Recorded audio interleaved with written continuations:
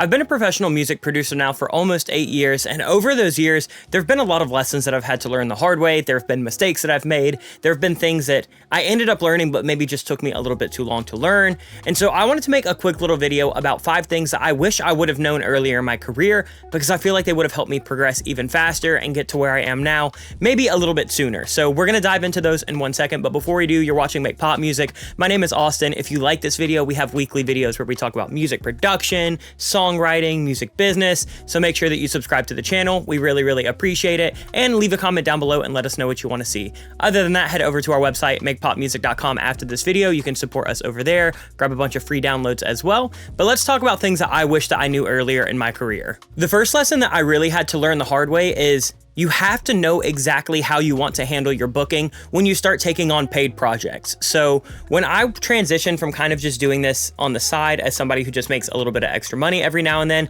to somebody who is doing it full time, I kind of fell into that trap where anytime somebody would reach out to me and want to work with me, I would get them on the books immediately. So at any given time, I could be working on 15 to 20 projects where I was just kind of working on them every single day, kind of rotating in and out of emails, rotating in and out of revisions, and it was a lot to keep up with. It is hard to balance 15 different artists or 15 different clients or 15 different songs that you're working on because you don't really know how to actually structure out your books. So one thing that I implore you to do if you're interested in this becoming your career, or if this is your career and you're kind of struggling to keep up with your own booking, is determine how many projects a week you want to handle, right? How many productions can you handle at once? How many mixes can you handle at once? How many clients can you handle at once?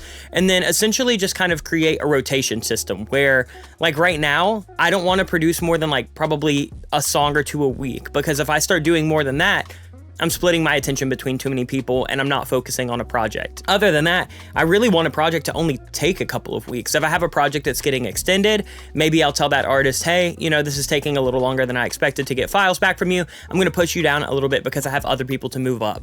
And so that's kind of how I handle everything now, is I try to only work on a few things at one time. And then once those get full, then I'll go ahead and I will move on to the next thing. So if somebody were to hit me up today and they were to say, hey, Austin, I want to hire you. I love your work. I love what you do. When can I get in? Austin 4 or 5 years ago would have been like, hey, let's just get everything handled right now. Send the contract and the invoice, send the files, and I'll get you on as soon as possible. Where me today, I know that I have a lot of stuff going on right now. So I might tell somebody, hey, you can book me now, we can hold the date, but we're not going to be starting until the end of April. I used to be really uncomfortable with telling people that they may have to wait a couple months for us to start, but then I realized it's no different than if you want to make a reservation at a restaurant and there is a month-long wait list, or if you want to hire a contractor to come out and redo your pool, it's a 6-month wait list. There's a wait list for people who are in demand, so if you're having trouble keeping up with things, feel free to tell people, hey, I'm opening my books for June, or I'm opening my books for May.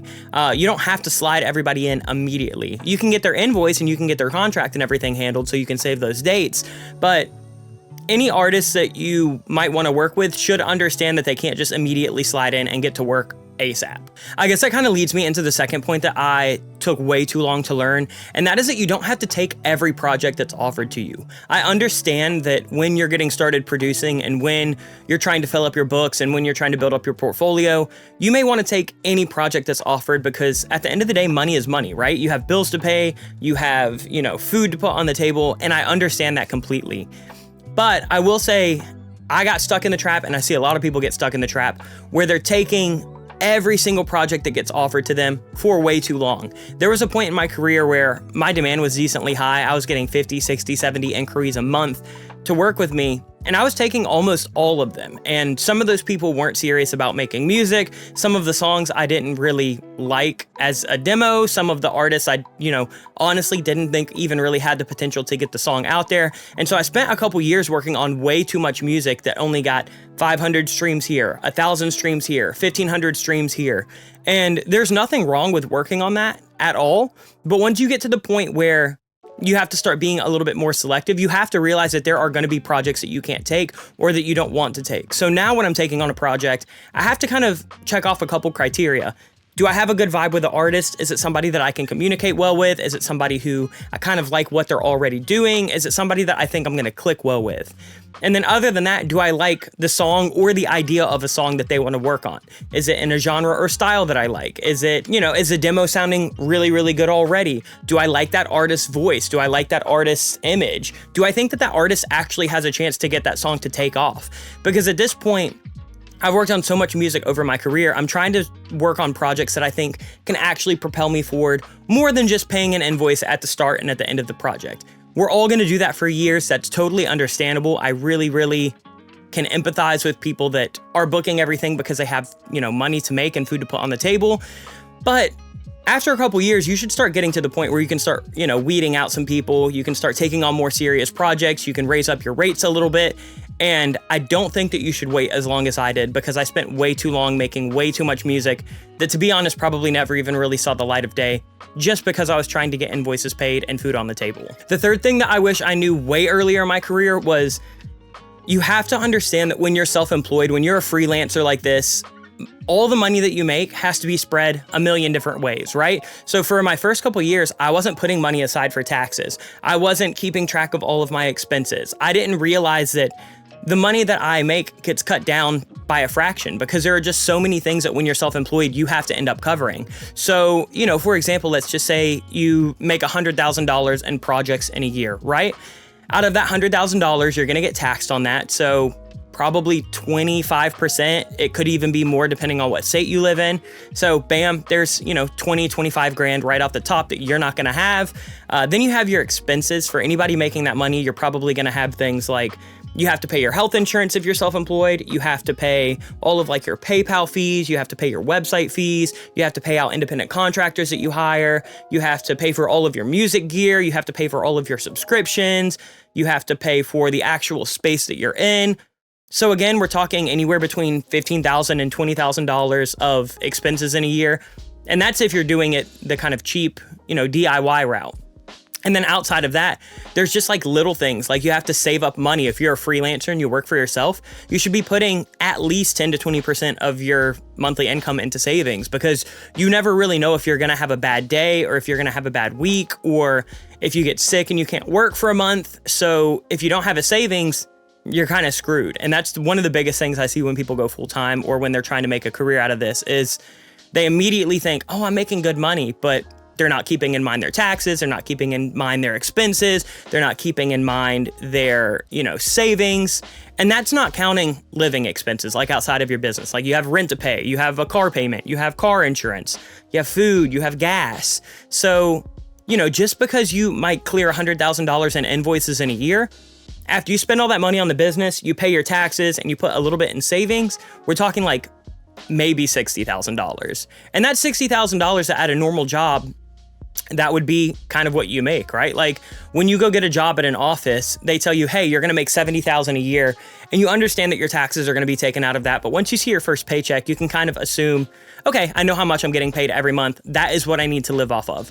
That doesn't exist when you're a freelancer. That doesn't exist when you're full-time. And I think that a lot of people don't realize that. So yeah, it might seem like you're making good money, but please make sure that you're putting money aside for taxes. Please make sure that you're keeping track of your expenses. Keep track of everything that you purchase for your business, whether it's, digital content, physical content, supplies, whatever, because all of that ends up mattering. And then just, try to maintain, I guess, a pretty modest level of living until you really get to the point where you're like, okay, I'm making really good money. I can go spend frivolously. I can purchase a house. I can buy this car in cash. It's probably going to take you a little bit longer than you think, even when you're clearing a pretty large amount of invoices. The fourth thing that I want to talk about, and I feel like this is kind of a result of the first three things, is it took me way too long to realize that I have to take time off, right? When you're self-employed, you kind of fall into this trap of, however much you work is how much money that you're going to make, right? So if I, my first few years only wanted to work 20 hours a week, then I'm only making a little bit of money, because that only allows me enough time to do, maybe 20 projects a year. But the more you work, the more money you make, and the more opportunities you have, and the more, you grow, and the faster you grow. With that said, I think for a lot of my career up to this point, probably 5 out of my 8 years, I kind of got stuck into the trap where I was working basically 24/7. I would either be in the studio making music because I had too many projects going on at one time because I fucked up my booking, or I would be, handling things like invoices or emails or revisions or connecting with future potential clients or making content for Make Pop Music or, doing taxes. Basically every moment, even if I wasn't sat at my desk in my studio, I was doing something business related. There were years of my life in my early 20s where I didn't go out with friends. I didn't, go on vacations with my wife. I didn't go experience life as somebody in their early 20s because I was so obsessed with making music and I was so obsessed with making this business work and being able to do this full time. And I don't really regret it. I'm very proud of where I've gotten over all of these years. I just turned 29, but I do think that it takes a huge toll on you, right? There are years that I spent anxious and depressed and overworked and tired. I'll basically work myself until I get physically sick sometimes. I'll understand that I have to take time off because I start running a fever, I have chills, I feel like I have the flu. And it's basically my body telling me, hey, you're doing too much. It's just the fastest way to burn out, I think. And when you burn out, especially if you're a creative freelancer, if you're a graphic designer, music producer, songwriter, as soon as you start burning out mentally, your work is gonna suck. You're gonna have nothing to write about. Everything that you write about is gonna sound a little bit uninspired. You're not gonna have the energy to really deal with the artist or with the clients. So you kind of become a drag to work with. So with that said, I know it's really tempting to work all the time and to hustle and get your stuff out there and really focus on getting to the next level. But please, please, please take some time off. Now, I'm not shy to admit, I basically work a 40-hour work week at the absolute most. Really, I probably work closer to like a 35-hour work week. And the reason for that is that when I'm working, I'm dialed in. When I'm in the studio, I am sitting at my desk, dialing in a song. I don't waste time. I don't waste energy.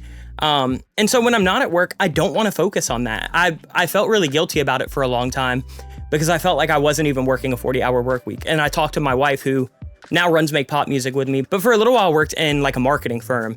And she was telling me, she was like, Austin, even at the marketing firm, we work 40 or 45 hours a week, but nobody's actually working that 45 hours. People stand at the water cooler. People take an hour-long lunch break. People, kind of piss around and talk to their friends. So out of an 8-hour workday, people are maybe getting like 5 hours of good work in. So you can't compare that to when I sit in a studio for 8 hours, don't talk to a single person, and then come out with a complete song because I only got out of my chair twice to refill my water bottle. It's just not the same. There's just different capacities. And I think that if you're holding yourself to kind of traditional standards, when you're trying to do something like run a business, it's just not gonna work. You have to be a little bit more flexible with your time. You have to be able to understand, I'm tired, I'm burnt out, I need a second, because it's gonna happen. And when it happens, it can be pretty debilitating. So just keep that in mind. Take care of your physical health, take care of your mental health, take care of the relationships with people around you, because those are typically the first things to go when you start trying to develop a career, especially with something as in demand as the music industry. Even if you're not self-employed, you're going and, traveling all the time for artists, you're going and working at studios until 3 a.m. It can be a really, really, really fucking taxing job. So just try to pay attention to that, because if you don't keep that in mind, you're not going to realize it until it's too late. And, like me, you have some kind of big mental breakdown and identity crisis in your mid-20s. And the last thing that I want to talk about is it took me a while to realize that content is key when it comes to growing a business, which is funny because my business kind of started out as a Facebook group anyway. Honestly, that's where I started meeting my first artists. Was I ran the Make Pop Music group on Facebook. But I didn't get really consistent with content until years later, when Miranda came on board and started working full time, and we started doing weekly videos. We started doing quarterly, sample packs. We started doing courses.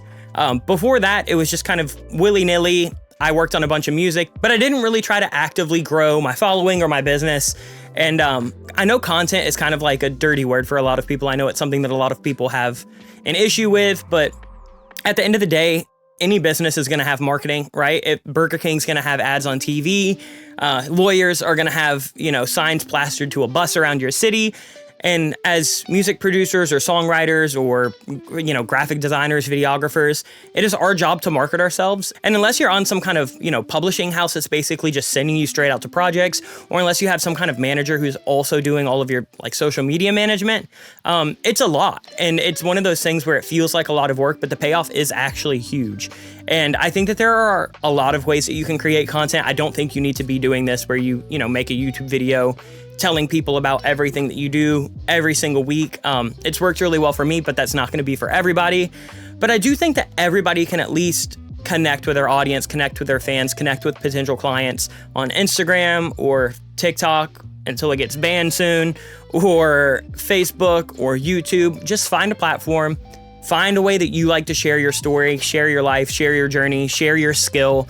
And I think that will pay off dividends. If you want to hear more about specific ways to kind of create content around what you do, we actually just did a whole podcast episode that coincidentally kind of talks exactly about this. So if you didn't know, we have a podcast called The Sound Table that me and my wife, who runs Make Pop Music with me, Miranda, we run together. So we had an episode this week that came out where we really talk about figuring out a way to format content to kind of just passively work for your life. And I think that that's what works well for a lot of people, is just kind of capture things that you're doing, capture things that are going on in your life, and then figure out how to turn that into something that people can relate with, or people can click with, or people can be inspired by, or people can just, be interested in and might want to have a conversation with you.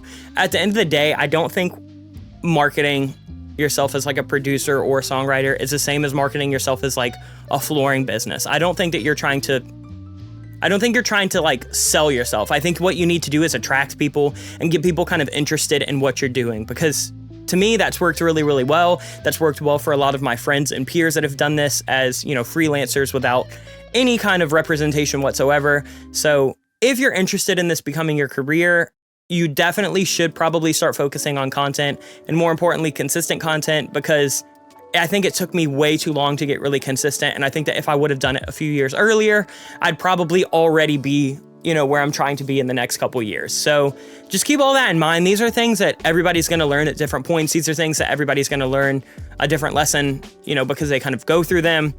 But hopefully these have kind of opened your eyes to things that you might want to pay attention to, especially if you're pretty early in your kind of journey as a music producer or a songwriter or a musical artist, because these are really common things that I think pretty much everybody's going to go through. So hopefully this video helped you out. If you want to see more videos like this, let us know what topics you want to see down in the comments below, or let us know what production topics you want to see us discuss on the channel as well. Other than that, make sure you subscribe, because we do these every single Friday. And then head over to our website, makepopmusic.com. You can check out sample packs, preset packs, MIDI packs. We have a course. We have a bunch of free content over there. You can find the podcast, the sound table over there. So go check that out. Other than that, I'll see you guys next week with more content. Much love. Peace.